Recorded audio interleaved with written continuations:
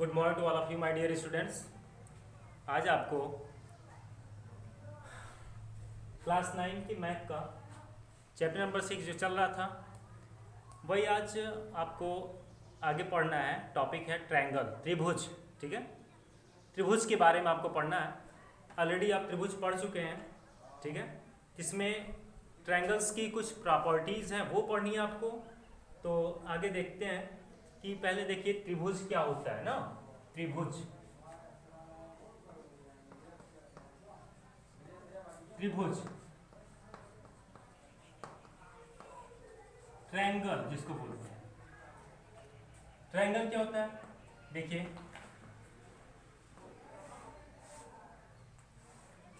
ये हो गया ट्रायंगल। ट्रायंगल मतलब कि तीन भुजाओं से घिरी हुई बंद आकृति को त्रिभुज कहते हैं। ठीक है, एक दो तीन भुजा है, तीन भुजाओं से घिरी हुई बंद आकृति को त्रिभुज कहते हैं। इसमें तीन कोण, तीन भुजा और तीन शीर्ष होते हैं। ठीक है, देखिए कोई भी ट्रायंगल हो, तीन भुजाओं से घिरी हुई बंद आकृति को त्रिभुज कहते हैं। ठीक है, और इसमें तीन कोण, तीन भुजा और तीन शीर्ष होते हैं। ठीक है, तो लिख सकते हैं आप तीन भुजाओं से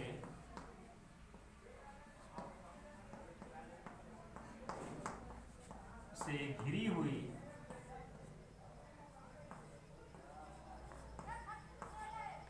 बंद आकृति को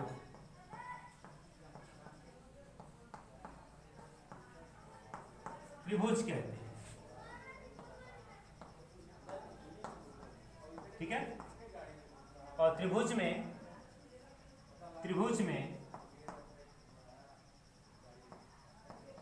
तीन भुजा, तीन कोण और तीन शीर्ष होते हैं। ठीक है, तीन शीर्ष होते हैं। अब आप देखिए भुजा, भुजा कौन कौन सी है इस ट्रायंगल में? ए बी, बी सी और ए सी या सी ए। ठीक है, तीन भुजा हो गई इस वाले ट्रायंगल में। यहाँ लिख लीजिए त्रिभुज ए बी सी में, त्रिभुज ए बी सी में, ए बी सी में भुजा, फिर कोण। ठीक है, कोण देखिए angle A B C angle and angle C. ठीक है, ये कोण का सिंबल है, आप जान ही रहे हैं। और शीर्ष क्या है? शीर्ष ए बी और सी है। ठीक है, ये तो हो गया आपका ट्रायंगल। ये ट्रायंगल की डेफिनेशन हो गई और ट्रायंगल में क्या क्या होता है वो हो गया। ठीक है, और ये जो तीनों कोण होते हैं उसको अंतः कोण भी बोलते हैं। अंदर का है ही इसको, इसलिए अंतः कोण बोलते हैं। ठीक है, फिर आगे देखिए इसमें आता है बाहिष्कोण। त्रिभुज के बाहिष्कोण, ये इतना आपका हो गया होगा। ठीक है, आप आगे आता है बाहिष्कोण। अब देखिए यहीं पे बाहिष्कोण का मतलब एक्सटीरियर एंगल, जो बाहर का हो। ठीक है, अब यहां देखिए ऐसे मान लीजिए ये हम ले लिए डी, यहां तक इसको बीसी को बढ़ा दिए, तो ये ट्रायंगल क्या हो, ये जो एंगल फॉर्म हुआ ये बाहिष्कोण है। किसका? इस ट्रायंगल ए बी सी का। ठीक है, यहां पे इसको अगर बढ़ा दिए ये बाहिष्कोण हो गया, यहां पे अगर इसको बढ़ा दे रहे हैं, ठीक है, ये बाहिष्कोण हो जाएगा। ठीक, अगर ये इसको बढ़ा दे रहे हैं ये बाहिष्कोण हो जाएगा। ठीक है, मतलब कि आप अपने हिसाब से सभी भुजाओं को बढ़ा बढ़ा कर बाहिष्कोण बना सकते हैं। ठीक है, और जो बाहिष्कोण होता है वो दो अंतराभिमुख कोणों के योग के बराबर होता है। जैसे देखिए ये बाहिष्कोण है ना, तो ये इसके और इसके सम के बराबर होगा। ठीक है, इतना प्लस इतना इक्वल टू इतना हो जाएगा। ठीक है। अब आगे देखिए, ये तो बाइस कोण हो गया। तो देखिए जो जैसे हमने ट्रायंगल लिखा हुआ है, ये ए बी सी था, तो एक वर्ड में तो एंगल ए बी सी लिख सकते हैं। अगर इसी को 3 वर्ड में लिखना, इसी एंगल ए को, तो लिख सकते हैं एंगल बी ए सी, और फिर बी को एंगल ए बी सी, और सी को एंगल बी सी ए। ठीक है, इतना हो गया आपका, इतना आप नोट करिए। ठीक है,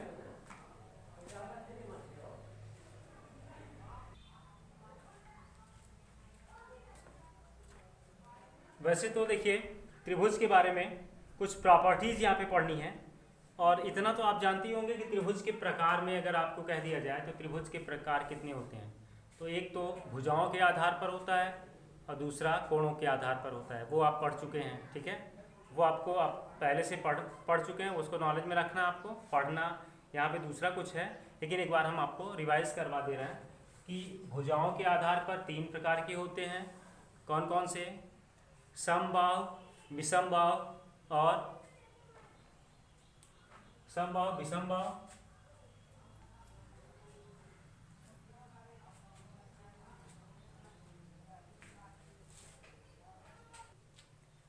और होता है समद्विबाहु। समबाहु, विषमबाहु, समद्विबाहु। देखिए समबाहु त्रिभुज का मतलब होता है एक ऐसा त्रिभुज जिसकी सभी भुजाएं समान होती हैं। ठीक है, मतलब कि सभी भुजाएं समान होती हैं, ए बी सी, ये भी बराबर, ये भी बराबर, ये भी बराबर। और ऐसा त्रिभुज जिसकी सभी भुजाएं समान हो समबाहु त्रिभुज कहलाता है, और इसका प्रत्येक जो कोण होगा वो 60 डिग्री का होता है। ठीक है, प्रत्येक जो कोण होता है वो 60 अंश का होता है। और आगे होता है विषमबाहु। विषमबाहु में क्या होता है? एक भी भुजा समान नहीं होती है। ठीक है, चलिए ऐसे दिखा दीजिए, एक भी भुजा समान नहीं होती है, सब डिफरेंट होंगे विषमबाहु। ठीक है, ये अलग, ये अलग, ये अलग, तीनों 3 माप की होंगी। ऐसा त्रिभुज जिसकी तीनों भुजाएं असमान हो विषमबाहु त्रिभुज कहलाता है। और उसके बाद आगे आता है समद्विबाहु। ठीक है, समद्विबाहु ऐसे देखिए, ऐसा त्रिभुज जिसकी 2 भुजाएं समान,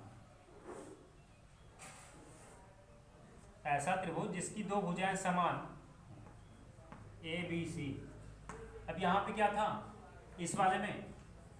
ए B equal to B C equal to C A, और यहाँ पे only A B equal to A C, ये इतना है। और यहाँ पे जैसे ए हो गया, बी हो गया, सी हो गया, यहाँ पे A B not equal to B C not equal to C A. ठीक है, यहाँ पे कोई भी किसी से बराबर नहीं है। ये तो हो गया किसके आधार पर? ये भुजाओं के आधार पर है, ये भुजाओं के आधार पर। ठीक है, और आगे आता है, ये तो आपका हो गया, ये भुजाओं के आधार पर हो गया। आगे है कोणों के आधार। ठीक है, कोणों के आधार।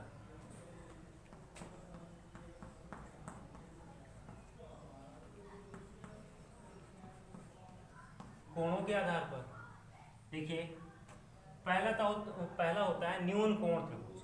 ठीक है, न्यून कोण त्रिभुज ऐसा त्रिभुज जिसके जो सभी कोण होते हैं वो न्यून कोण हों। न्यून कोण का मतलब जो एंगल हो वो किसके बीच में फॉर्म करें? Angle measuring between 0 to 90 degree. मतलब कि ये जो कोण, सभी कोण होंगे, ऐसा त्रिभुज जिसके सभी कोण 0 और 90 के बीच के कोण हो वो न्यून कोण त्रिभुज कहलाते हैं। हाँ, तो ये जो ऐसा त्रिभुज जिसके सभी कोण न्यून कोण हो वो न्यून कोण त्रिभुज कहलाता है। तो ये देखने में लग रहा है कि न्यून कोण है, इसलिए पहला न्यून कोण त्रिभुज हो गया। दूसरा हुआ समकोण त्रिभुज, ऐसा त्रिभुज जिसका एक कोण 90 अंश का हो। हाँ, समकोण त्रिभुज कहलाता है। ऐसा त्रिभुज जिसका एक कोण समकोण हो, समकोण त्रिभुज कहलाता है। आगे आता है अधिक कोण त्रिभुज, ऐसा त्रिभुज जिसका एक कोण अधिक कोण हो, अधिक कोण हो मतलब कि 90 से अधिक और 180 अंश से कम। ठीक है, अब ये 90 से ग्रेटर है, 180 से लेस है। ठीक है, यहाँ पे एंगल बी जो है वो इक्वल टू 90 डिग्री है। ठीक है, और यहाँ पे एंगल जो क्यू है वो जो एंगल क्यू है वो ग्रेटर है किससे, 90 से, बट लेस है किससे, 180 से। बाकी जो दोनों कोण बचे हुए होंगे ये तो अधिक कोण हो गया, बाकी जो बचेंगे एंगल वो कैसे होंगे, वो न्यून कोण होंगे। तो इसका मतलब दो और ये दोनों जो कोण होंगे वो न्यून कोण हो जाएंगे, और ये अधिक कोण है, और इसमें भी देख लीजिए ये कोण और ये कोण न्यून कोण होंगे, और ये सम कोण है, और इन तीनों में देखिए इसमें तीनों जो कोण होंगे वो तीनों न्यून कोण होंगे। ठीक है, ये इतना आप समझ लीजिए। अब आपको बताना आगे कि थ्योरम करके इसमें दिया हुआ है कि त्रिभुज के तीनों अंतः कोणों का योग कितना होता है, 180 अंश। ठीक है, ये आपको थ्योरम में बताना है कि त्रिभुज के तीनों अंतः कोणों का योग 180 अंश होता है। आइए देखते हैं उसको।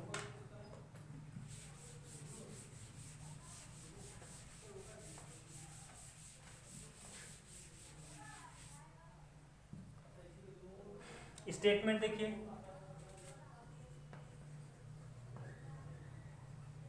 स्टेटमेंट त्रिभुज के तीनों अंतः कोणों का योग 180 डिग्री होता है। ठीक है, the sum of all three angles of a triangle is are of 90 degree, is 90 degree. त्रिभुज के तीनों अंतः कोणों का योग कितना होता है, 180 अंश होता है। चलिए, ये तो स्टेटमेंट हो गया। पहले आप त्रिभुज ऐसे बना लीजिए, ए हो गया, बी हो गया, सी हो गया, मतलब ये और ये, इन तीनों का जो सम होगा वो 180 डिग्री होगा। तो गिवन क्या है, ये थ्योरम है, इसमें तो थ्योरम नंबर 1 दिया हुआ है, तो आप भी वही लिख लीजिए। गिवन क्या दिया हो कि ABC एक त्रिभुज है, ABC एक त्रिभुज है, आकृति ABC, यहाँ लिख लीजिए आकृति ABC एक त्रिभुज है। ठीक है,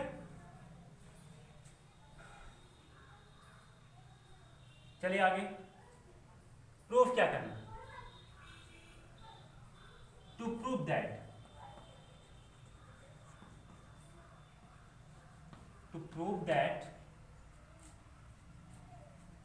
angle A plus angle B plus angle C equal to 180 degree, ये तो प्रूफ करना है।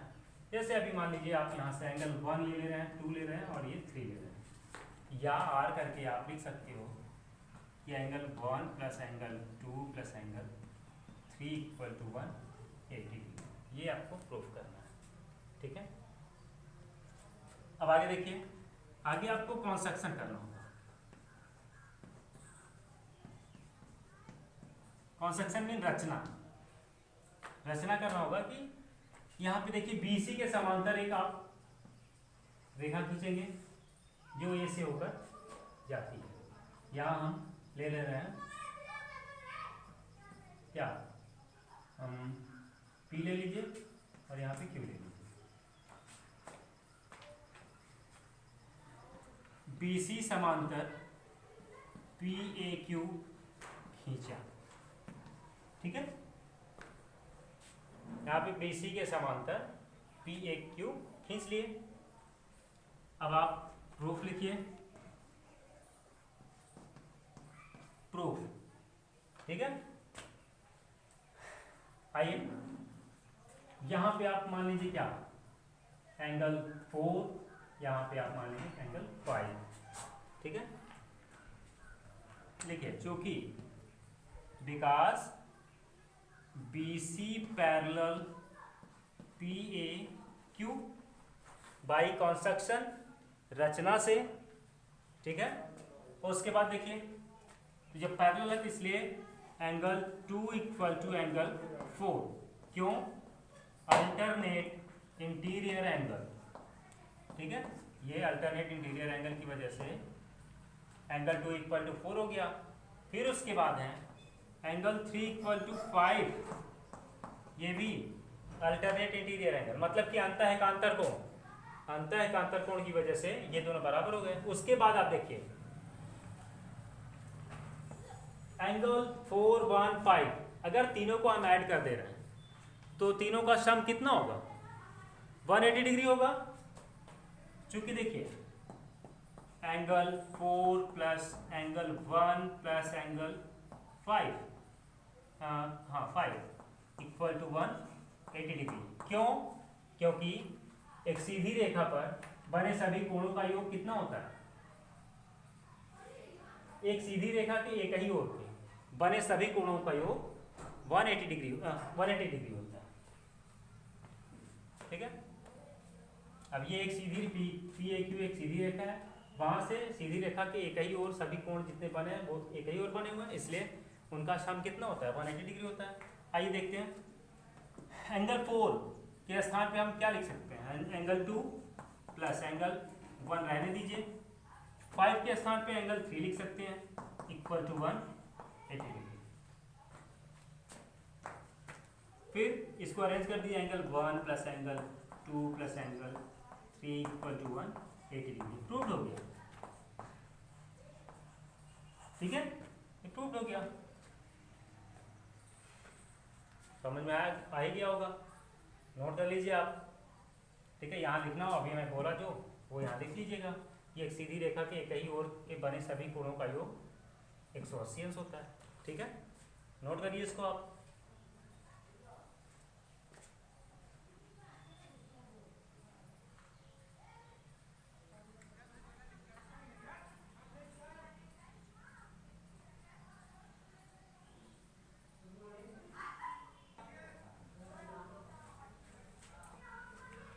देखिए बच्चों, नेक्स्ट थ्योरम है कि यदि किसी त्रिभुज की एक भुजा बढ़ाई जाए तो इस प्रकार बना बहिष्कोण दो अंतराभिमुख कोणों के योग के बराबर होता है। जैसे ये BC भुजा बढ़ाई गई D तक, ये बहिष्कोण हुआ, ये जो बहिष्कोण है ये दो अंतराभिमुख कोणों के योग के बराबर है, मतलब कि एंगल ACD जो है वो equal to angle A plus angle B है। यहाँ पे गिवन क्या है कि एंगल ACD त्रिभुज ABC का बहिष्कोण है।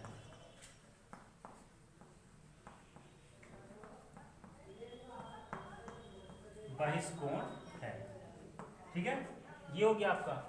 अब प्रूफ क्या करना है कि angle ACD equal to angle A plus angle B, ठीक है, angle ACD equal to angle A plus angle B, ठीक है। अब इसमें रचना नहीं करना है, डायरेक्ट प्रूफ देना है आपको। ये प्रूफ आप, ठीक है, प्रूफ देखिए।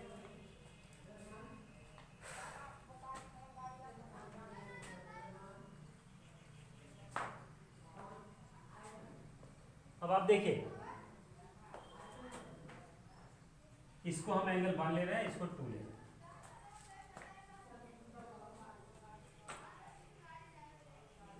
ABC एक त्रिभुज है, त्रिभुज ABC, ठीक है। क्या हो जाएगा, angle A plus angle B plus angle 1 equal to 180 degree. Sum of all three angles of a triangle is 180 degree, मतलब त्रिभुज के तीनों अंतःकोणों का योग कितना होता है, 180 अंश होता है। अभी हमने प्रूफ करके आपको बताया। आगे देखिए इसको आप इक्वेशन 1 मान लीजिए। फिर उसके बाद चूंकि angle 1 plus angle 2 equal to कितना 180 डिग्री, ये इक्वेशन नंबर 2 हो गया। क्यों? लीनियर पेयर, रैखिक युग्म। ठीक है, तो समीकरण 1 व 2 से, समीकरण 1 व 2 से देखिए आप, ये तो ABC एक त्रिभुज है, ये भुजा बढ़ाई गई है। तो चूंकि हम अभी प्रूफ किए हैं कि त्रिभुज के तीनों अंतःकोणों का योग 180 अंश होता है, इसलिए हमने A + B + 1 = 180 डिग्री लिख दिया। और फिर एंगल 1 + 2 जो है वो 180 डिग्री होगा, क्योंकि ये एडजेसेंट एंगल है, एडजेसेंट एंगल, और ये एक सीधी रेखा पर बने हुए, इसलिए ये रैखिक युग्म हो गए। जब रैखिक युग्म हो गए तो ऐसे आसन संलग्न कोण जिनका योग 180 डिग्री होता है वो रैखिक युग्म कोण कहलाते हैं। अब यहाँ पे यह भी उसी को लीनियर पेयर हमने लिखा। अब देखिए समीकरण 1 व 2 से दोनों 180 डिग्री के इक्वल हैं। ठीक है, तो यहाँ से दोनों को बराबर कर दीजिए। चलिए, angle 1 + angle 2 equal to angle A + angle B + angle 1।